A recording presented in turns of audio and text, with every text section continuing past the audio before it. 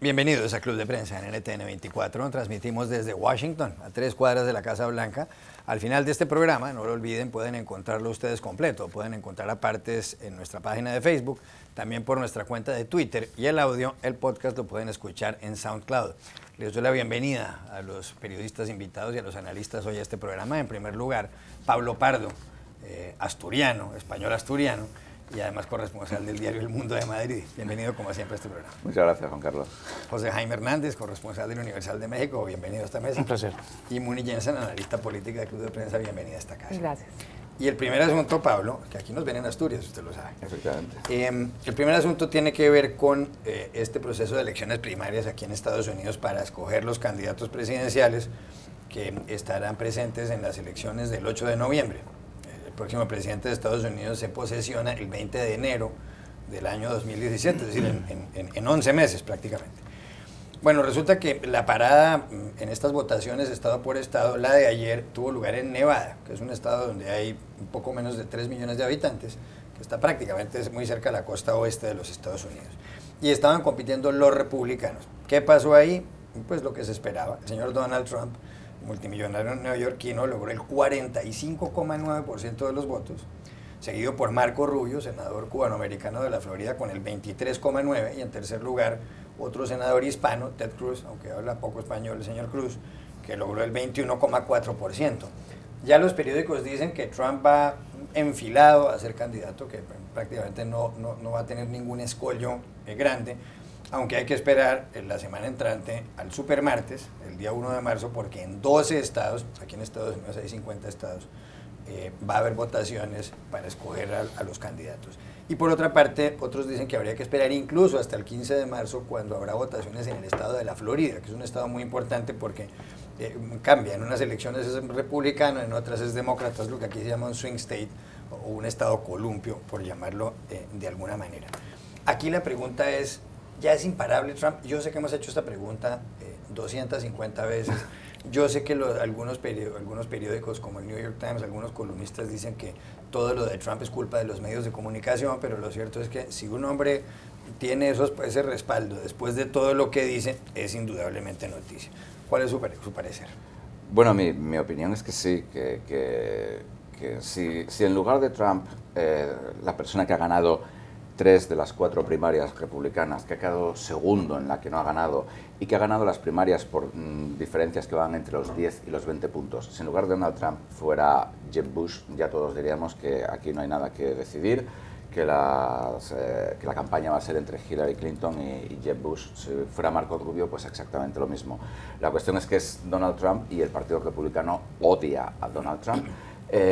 Donald Trump, a su vez, digamos que odia al Partido Republicano, es un sentimiento recíproco, y el Partido Republicano está vendiendo constantemente la idea de que Trump no va a ganar, y ahora tienen, digamos, su último bastión, su última esperanza, digamos, un poco una resistencia numantina, que diríamos en España, es Marco Rubio, porque tienen la idea de que, digamos, que Marco Rubio va a acabar ganando más votos por default, por abandono de los otros, y que los votos de los otros van a ir hacia Rubio. Esto por ahora no está pasando, una parte de los votos de los otros va hacia Rubio, pero también una parte más pequeña, pero suficiente, que va hacia Donald Trump. Y bueno, los republicanos yo creo que pueden seguir soñando. En el supermartes, de los 12 estados que votan, que yo sepa, Trump va por delante en 11. Y en el que no va por delante, que es Texas, va Ted Cruz, porque él es de Texas, con lo cual me parece bastante claro. Es decir, imaginemos que Trump, incluso aunque no gane los 12, que gane 9, es una victoria apabullante, abrumadora. Y Marco Rubio, que es la supuesta gran esperanza, no ha ganado ni uno solo. Y es más, suele quedarse entre 10 y 20 o incluso 30 puntos por detrás de Trump. Con lo cual, desde mi punto de vista, guste o no guste, Trump es prácticamente el candidato.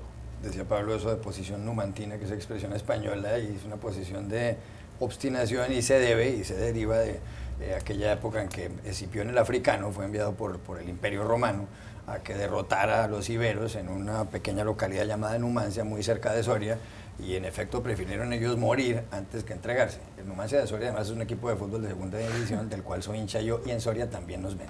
A propósito de todo este asunto, José Jaime Hernández, Donald Trump ayer se ufanaba de que el 46% de los hispanos en el estado de Nevada votaron por él. Es curioso porque él lo que ha dicho, por ejemplo, sobre los mexicanos es que desde México lo que envían a Estados Unidos son delincuentes y violadores. ¿Cómo así que los hispanos apoyan a un señor que dice eso y que pretende enviar en autobuses de regreso al sur de la frontera con México a todos los inmigrantes indocumentados, 11 millones de los cuales son mexicanos? Bueno, viniendo del señor Trump, yo pondría en cuarentena este dato del 46%. ¿Por qué? Porque incluso los más expertos en demoscopía en Nevada siempre te dicen, con las encuestas hay que tener mucho cuidado en Nevada, y sobre todo tratándose de un caucus republicano. Si tú sacas el 46% de qué, del 17% de la base electoral hispana en el estado, estamos hablando de una cantidad muy respetable, por encima de los 100,000. Pero el señor Trump no se está refiriendo a esos 100,000 o 150,000 o a ese 17%, se está refiriendo a los 800 o 1,000 hispanos que se registraron, porque en los porcentajes que se registraron en las entradas a los caucus, solamente un 8% se declaró como hispano. Es decir, y entonces de ese 8% que acudió, había que extraer y hacer la subdivisión. Por tanto, decir que se ha hecho con el 46% es una táctica más de Donald Trump de presentarse a sí mismo como el campeón, no solamente del hombre blanco y conservador, sino de todo, que todo el mundo lo ama. Y además, habría que tener en cuenta que si es la radiografía que ayer ofrecieron estas estadísticas a la entrada de los caucus, es muy interesante. Más del 83% se declararon blancos, más del 90 y tantos % se declararon enojados o descontentos con el gobierno. 1% apenas de raza negra y el 8% hispano. Entonces, es muy dispar este retrato, hablado que hemos tenido de quien ha apoyado a Trump, pero insisto, es muy difícil realmente sacar una lectura fiel de lo que puede ser el electorado en Estados Unidos a partir de unas variables en Nevada, donde se sabe que en Nevada la población es flotante. Es muy difícil, sobre todo en el área de Las Vegas. Por eso es el enorme problema de sacar encuestas. 2, los caucus apenas se instauraron desde el 2008, con lo cual no hay una organización, no hay una profesionalización de este sistema. Así es que yo por eso prefiero ponerlo en cuarentena, el famoso 46%. De todas formas, eso también indica que hay un 8% de valientes en Nevada. Porque son los empleados de Trump en Nevada, seguramente. Como hispano en un caucus republicano en Nevada, así es. Salvo que vayas bien armado, puede ser malo para la salud.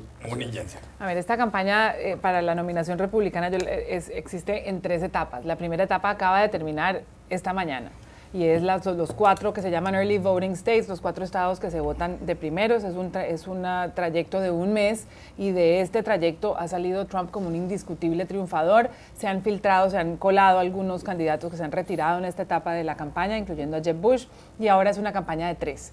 Ted Cruz, que está bastante golpeado porque ha habido una especie de montonera contra él por parte de los otros 2 candidatos con un tema, y es su credibilidad. Y entonces, básicamente, en este momento, Ted Cruz es sinónimo de mentiroso y sale bastante lesionado a pesar de haber ganado una de las 4 primarias. ¿Qué pasa con estas primarias? No suman muchísimos votos por la forma como está distribuido el reglamento de cada estado, pero sí lo que hacen es sembrar el tono de la campaña de aquí en adelante. Esto rápidamente se va a definir el Super Tuesday, donde estos 2 estados van a votar, y ahí el que gana no solamente votos delegados, sino ya entra en una especie de recta final que se va a definir justamente con el segundo famoso Super Tuesday, donde votan los estados de Ohio y de Florida, que son estados que son decisivos en la campaña. Visto desde hoy, las próximas 2 semanas, donde se va a definir sin duda la campaña, quién va a ser el candidato, se la va a llevar Trump. Sería muy difícil, sobre todo con un candidato a veces titubeante como Marco Rubio, que tampoco despierta tantas simpatías en el Partido Republicano, salvo porque es el menos peor para ellos, vaya a lograr triunfar por encima de esta planadora que es Trump. Segundo asunto, hay una columna en el diario The New York Times de Jacob Weinsberg, un politólogo, y se pregunta, y ese es el título, ¿qué tienen los republicanos de hoy o qué heredaron los republicanos de hoy de Ronald Reagan? Reagan es el gran ídolo del Partido Republicano, un hombre que gobernó desde 1981, del 20 de enero al 20 de enero de 1989, en esos dos periodos. Y lo que dice el señor Weinsberg es que Reagan fue un hombre mucho más abierto que estos republicanos de hoy, que Ted Cruz o Marco Rubio o Donald Trump, en el sentido de que incluso impulsó prácticamente una amnistía para los inmigrantes indocumentados. Tenía una buena capacidad de negociación con el Congreso, si es que el Congreso estaba en la oposición. Él decía, si yo logro el 70% de lo que quiero negociando con los congresistas, pues me doy por bien servido. Y en cambio manifiesta el señor Weinsberg que los republicanos de hoy quieren únicamente el 100% a la hora de negociar con el presidente, que no están dispuestos a ceder absolutamente nada. Y él señala que todo esto ha cambiado porque ha llegado un gran flujo de dinero del sector privado a las campañas, se han creado lo que se llaman los super PACs, es decir, esas entidades donde entra el dinero para financiar las campañas, y que eso explica que se haya escorado tanto a la derecha al Partido Republicano. ¿Será eso? ¿Los republicanos de hoy no tienen nada que ver con Reagan? Bueno, yo creo que Reagan hoy en día habría sido demócrata, eso sin lugar a dudas, y de hecho una de las, creo que se menciona en ese artículo, es decir, lo deprisa que se mueve hacia la derecha del Partido Republicano es que Marco Rubio, cuando llegó al Congreso hace, no me acuerdo si 4 o 6 años, digamos que él era del ala más conservadora, y ahora de pronto se ha quedado como en el ala centrista del Partido Republicano. Es decir, el Partido Republicano tiene como un centro móvil que se va moviendo sistemáticamente hacia la derecha, ¿no? Creo que además es oportuna esta comparación porque ahora justo se cumplen 40 años de unas primarias que Ronald Reagan perdió frente a Gerald Ford, que era el presidente, en las cuales Reagan se presentó precisamente como el insurgente y en las cuales fue la última convención un poco abierta que hubo en el Partido Republicano. Tal vez este año vuelva a pasar lo mismo, y ahí Reagan dio un discurso que verdaderamente marcó su carrera para el futuro. Yo sí estoy de acuerdo con la tesis del artículo de la política, digamos, que la política republicana se ha movido cada vez más a la derecha.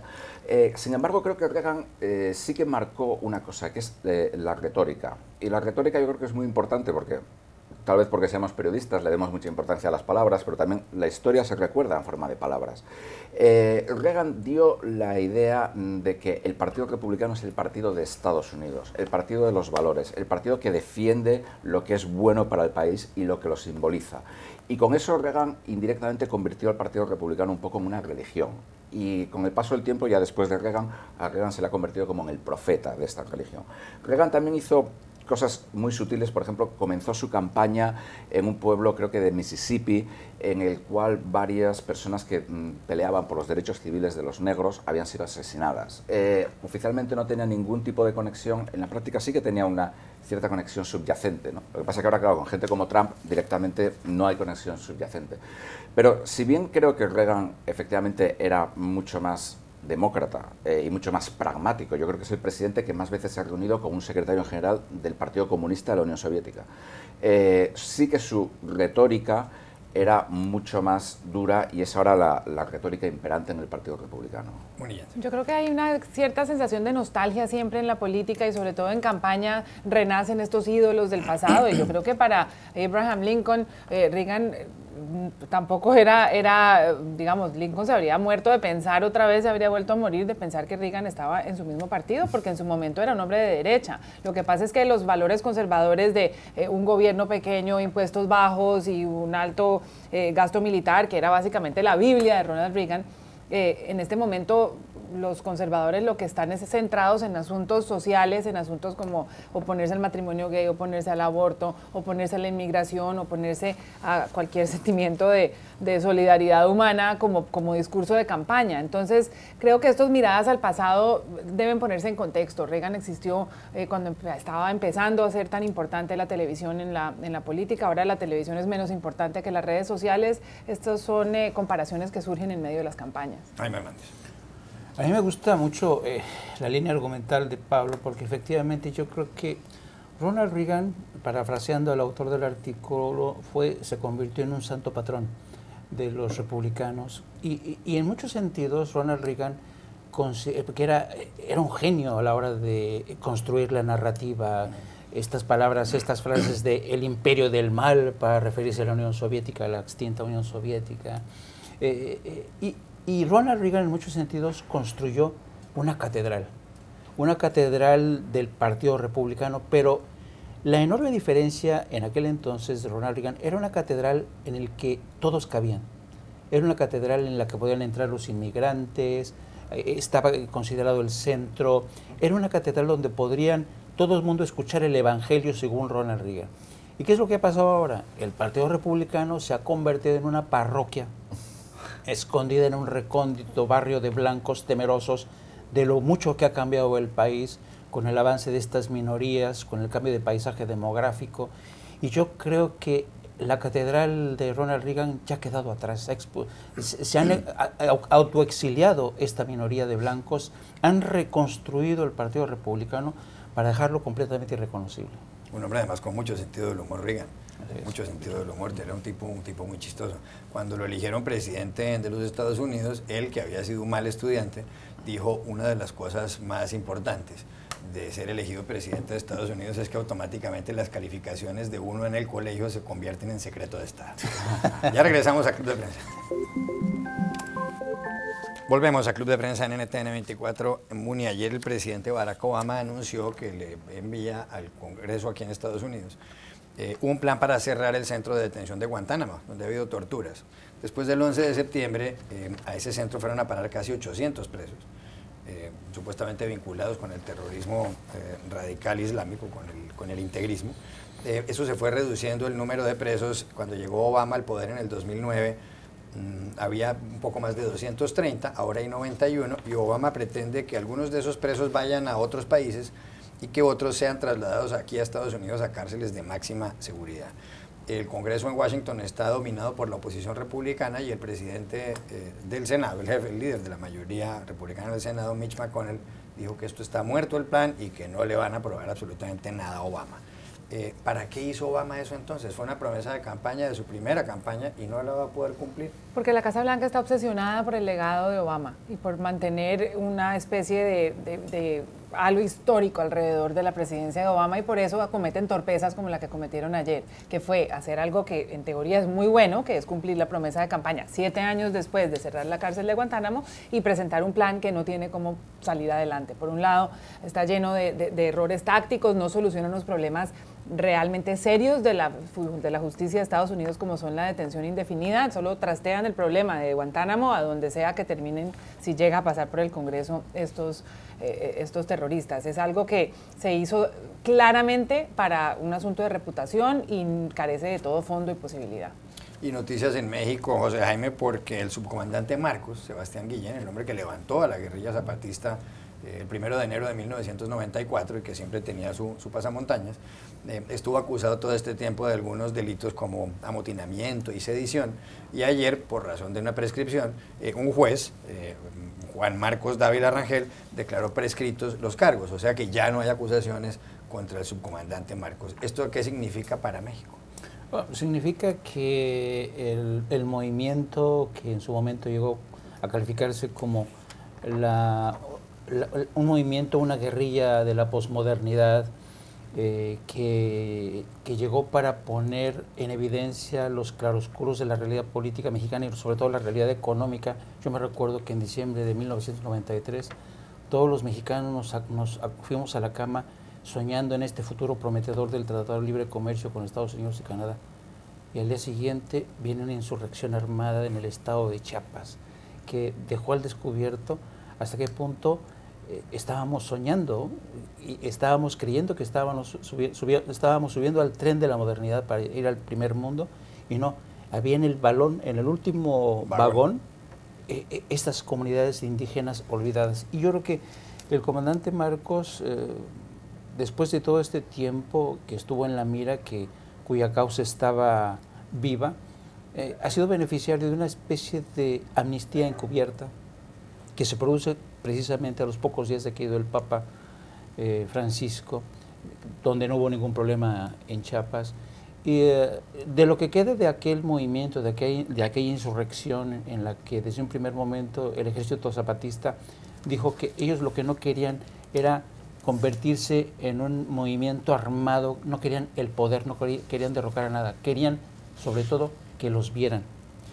Y 20 años después pues ese sueño no se ha cumplido porque los indígenas siguen igual de olvidados, siguen igual de excluidos. El último informe de la Oxfam México te dice que en México el 1% de la población detenta aproximadamente el 20% de la riqueza nacional y el 10% restante, un 10% restante detenta el 62% de la riqueza. Es decir, en México la desigualdad ha aumentado. La clase política sigue sin resolver el problema de las comunidades indígenas. Se les prometió que sus derechos iban a quedar consagrados en la Constitución. Se firmó un principio de acuerdo en 1996 que se convirtió en papel mojado. Vicente Fox, cuando llegó al poder, prometió que iba a resolver el problema en 15 minutos. Esos 15 minutos pasaron rápido al olvido. Así es que yo creo que el subcomandante Marcos ha pasado a la historia, ya no es un perseguido por la justicia y su causa sigue ahí pendiente. Ya regresamos a Club de Prensa. Volvemos a Club de Prensa en NTN 24 para despedirnos. No olviden ustedes que hoy 24 de febrero se cumplen los 400 años de aquel día en que la Inquisición censuró las tesis de Nicolás Copérnico, astrónomo polaco, que dijo que la Tierra giraba alrededor del Sol y no al revés, y estaba equivocada la Inquisición. Gracias, Pablo Pardo, por haber estado aquí. José Jaime Hernández y Muni Jensen, y a ustedes los espero mañana nuevamente en este programa.